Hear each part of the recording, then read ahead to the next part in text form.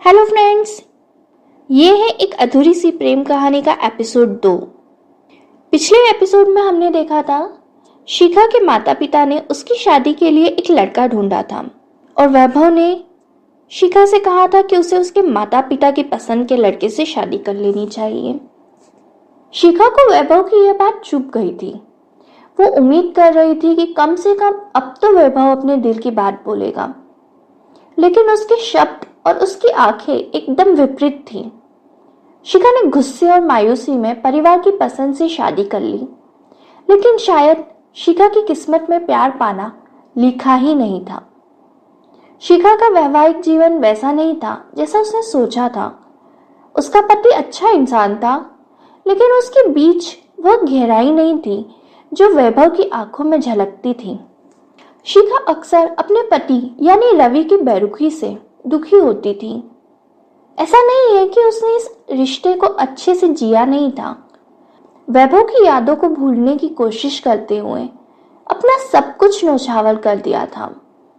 वो सब कुछ करती जिससे रवि खुश हो जाए और उसे पसंद करने लगे।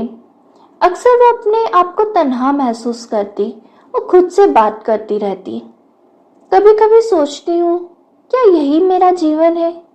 सुबह से रात तक दूसरों के लिए जीना, लेकिन मेरे लिए कोई नहीं। रवि तो जैसे कभी मुझे देखता ही नहीं। उसके लिए मैं सिर्फ एक आदत हूँ, एक जिम्मेदारी। प्यार शायद उसने कभी किया ही नहीं। वैभव वो कभी ऐसा नहीं था। उसकी आंखें कहती थी कि मैं उसके लिए बहुत खास हूँ। मेरे कहने से पहले ही वो मेरी हर बात समझ जाता था। लेकिन मेरी किस्मत, मेरे फैसले, सब ने मुझे यहाँ बांध दिया, इस रिश्ते में जहाँ सिर्फ मैं हूँ पर हम नहीं। शिखा ने अपनी तन्हाई को दूर करने के लिए अपने आप को लेखन में डुबो दिया था। उसे कविता और कहानियां लिखना बहुत पसंद था। दूसरी तरफ वैभव ने खुद को पूरी तरह संगीत में डुबो दिया।